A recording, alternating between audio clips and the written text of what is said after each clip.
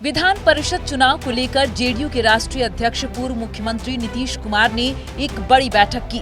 माना जा रहा है कि इस बैठक में उम्मीदवारों की लिस्ट पर चर्चा हुई।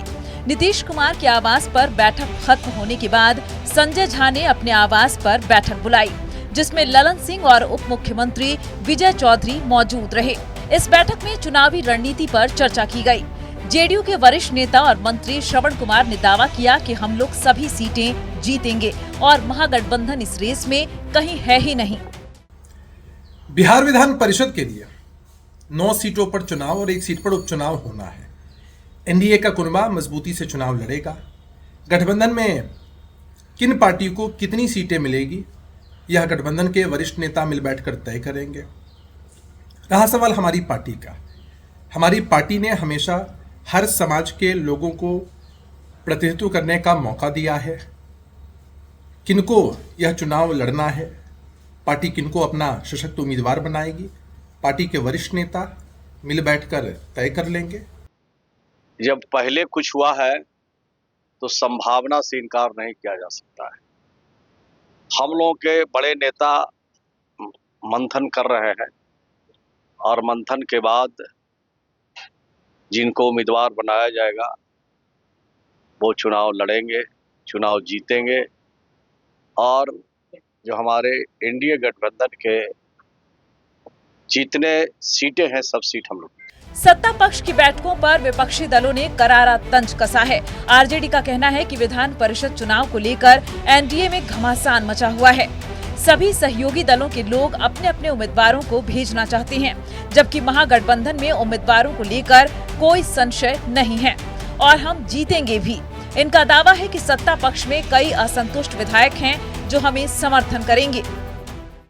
देखिए, भारतीय जनता पार्टी और एनडीए परिवारवादियों के जमावड़े की राजनीति का कहीं न कहीं एक आकार लेने जा रहा है और इस बार विधान परिषद के चुनाव में नीतीश कुमार जी के सुपुत्र निशांत,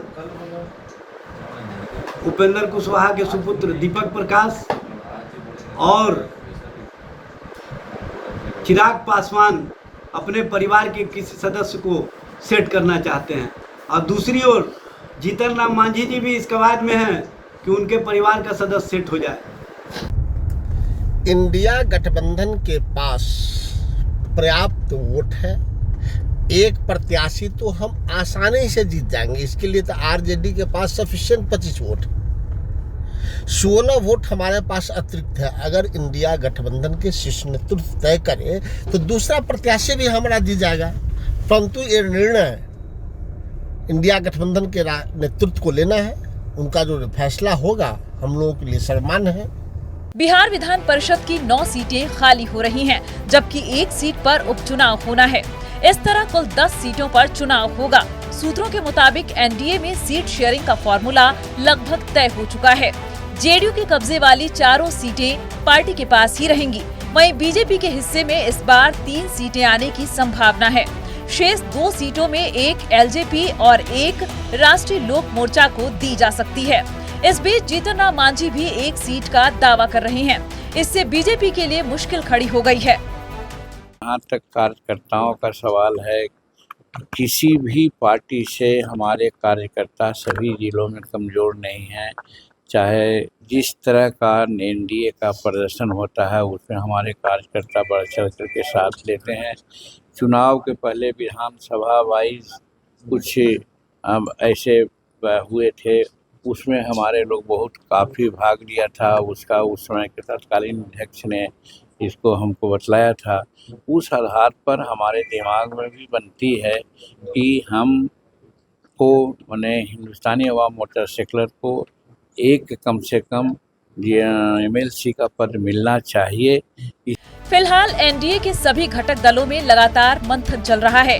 जेडीयू अपने उम्मीदवारों की लिस्ट फाइनल करने में जुटी है, जबकि बीजेपी ने 13 लोगों की लिस्ट दिल्ली भेज दी है। ऐसे में अंतिम फैसला दिल्ली में ही होगा।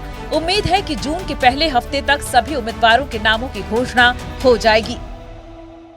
संगठन के लोगों को लेकर इस बार नीतीश कुमार का स्पष्ट निर्देश है कि संगठन से जुड़े जो लोग हैं उनको इस बार बिहार विधान परिषद में जगह दी जाए। हालांकि एक नाम को लेकर जनता दल में जमकर घमासान चल रहा है, वो हर्षवर्धन सिंह का नाम है।